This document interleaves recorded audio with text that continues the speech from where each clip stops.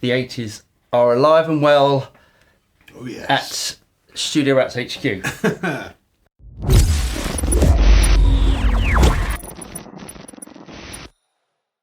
Hi, I'm Paul from the Studio Rats, and today I'm joined by... Lee, hi.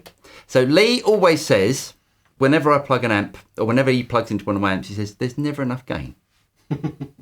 So, I've got my hands on a Bogner Ecstasy 101B, and I think this is the most brutal amp I've ever tried. So I'm guessing now that this is finally going to satisfy Lee's quest for the amp with the most amount of gain.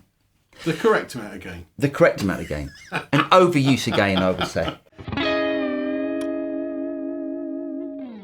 So I recently bought this Bogner Ecstasy 101B to capture a load of patches for Tonix and the Quad Cortex, which are available on our website, and the Tonix patches are also available on IK Multimedia's Tone Exchange. This is definitely, for me, the most versatile amp I think I've ever played, because it does Fender cleans, like pristine cleans, up to brutal doom. Right, okay. Right? So a quick history of Bogner amps. Reinhold Bogner moved to LA in 1989 and he modified amps for people like Steve Stevens, Jerry Cantrell, Mike Landau, people like that. And then he designed his own amp, which was the first amp called the Ecstasy 100A and 100B. The 100A was the American version, 6L6s, and 100B was a British voiced amp with EL34s. So this amp has been updated throughout the years, and now we come to this, which is the 101B. So this is the EL34 version. And in my mind, there's not an amp with any more gain than this. It is absolutely brutal. This was Steve Lukather's amp of choice for a while, wasn't it? Yeah, so Steve Lukather uses these and some other sort of Bogner amps as well. But I think this is the most sort of versatile of all the Bogner amps, because it does Fender cleans all the way up to doom. Right, so me and Lee are going to swap between guitars. I've got Les Paul and Lee's got his Fancy Sir. And we're going to see what sort of tones we can get out of it. So should we start with the clean channel? Yeah, sure. Yeah?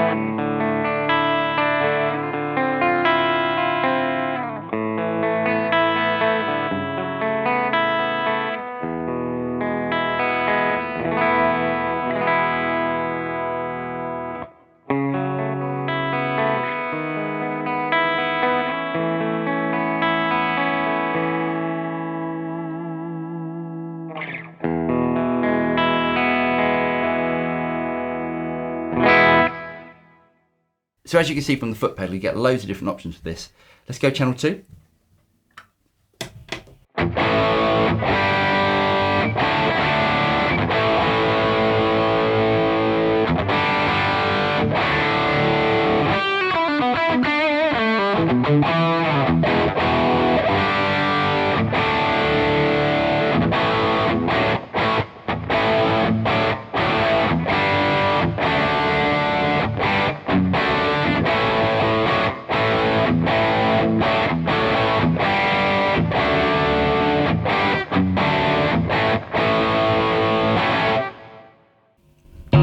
Oh, You think this man gigs every I'm week? not used to plugging in my own guitar. I have staff for that. So that's channel 2. Now for me, that's more or less enough gain. For everything. Well, I mean, I'd stick a boost, the boost for the lead, but that's my rhythm tone. Anyway, your turn.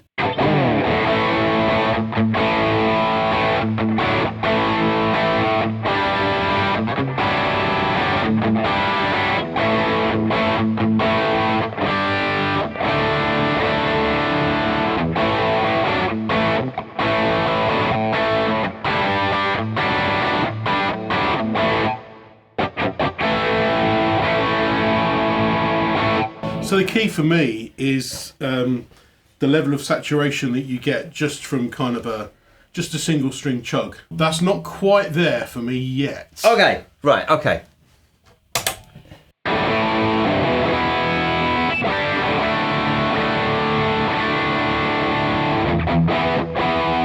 That's still quite polite Is it? for me. Yeah, just. So even though I'm palm muting the string, I know I'm doing that, but that I'm doing, obviously that's the style of what I'm doing, but the note is still dying too quickly. Oh, okay. When we get into really high gain, I'll show you what I mean. Okay. Can I borrow that back? Can I Yeah. borrow the lead back?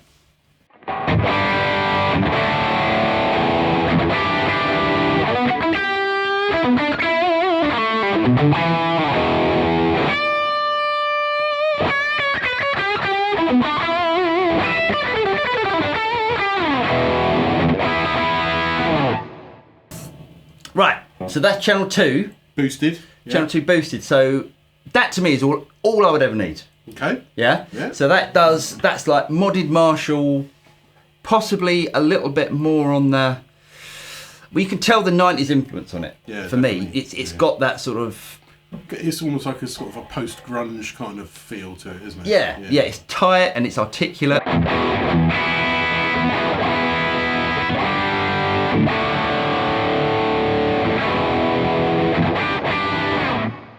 So, then we get channel 3.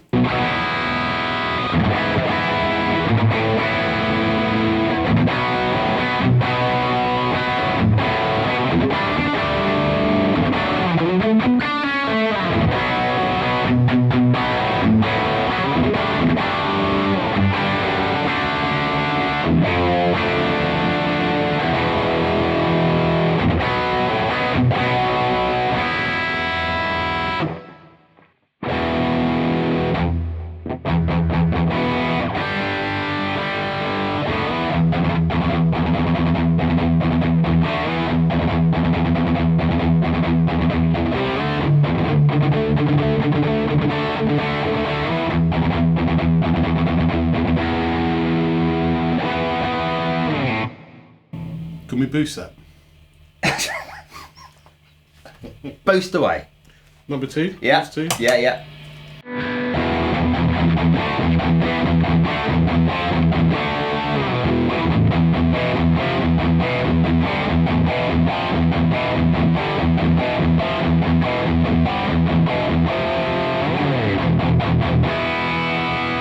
Mate, Satan wouldn't need any more gain than that. I don't think it's gain though. What is it? I think it's really bassy on the bottom end. I think if we took some of that away Yeah. and pushed in a few more mids, Yeah. it might get me in the right kind of ballpark. I think.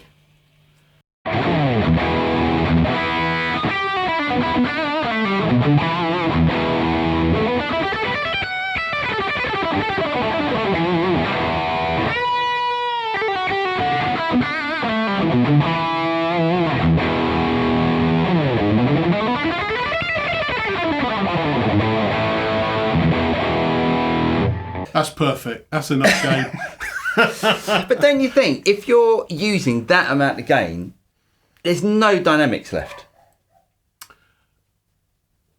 There's no. I mean, you could hit the guitar, you could hit that string really quietly Yeah. and really loud, and apart from the actual pick attack noise, Yeah. it's going to be the same Yeah. Same level. That's kind of what I strive for, though. Is it? Yeah, definitely. Yeah. I want a kind of a uniform kind of sound. I mean, I'm not the world's greatest player, as you can hear, so I kind of rely on. You do pretty well. Don't worry about that. I rely on some gain. I rely on delay as well when I'm doing solos. You know, to kind of give me that saturation that I'm looking for. That I don't have to worry about all the licks and the riffs and the things that I'm doing landing very well, because I know that I've got enough saturation and I've got enough kind of sustain. Really, I guess that's the cliched old saying, isn't it? You know, sustain on that. And that's what I'm looking for. And I have had situations where I've been doing gigs and I have thought to myself, as well as going on a proper diet, I need to go on a gain diet as well. And so, you know, so I've turned the gain down a few times, you know, and when it comes to solos, I find that I'm pressing harder on the guitar to try and get it to. You almost feel like you're wringing its neck to try. Come on, you know, get some sustain out of it. That's why Steve Ray Vaughan to me sounded so good, because there wasn't that ton of gain, but he was smacking. He was trying to get that sort of level of pick attack and saturation out of his amp, out of a much lower gain amp, because you know when he wanted to play with a bit more, with the lighter touch, he could do that. And then, you know, when he wanted to get that sort of level of gain out of it, he smacked the crap out of the guitar. Yeah. But that's just. Well, he was a world-class player, wasn't he? He was a world-class I'm not player. a world-class player, No, so you do all right. You do all right. I have to rely on other things, you know, to get me through. So as I said, I've created a bunch of different captures for Tonex and for the Quad Cortex, which you can download from our website, which is thestudiorats.net. And you can also download the Tonex patches from ToneNet. So anyway, let us know what you think. Does Lee need that amount of gain? Should he go on a gain diet? As well as a normal diet. Nah, you're right.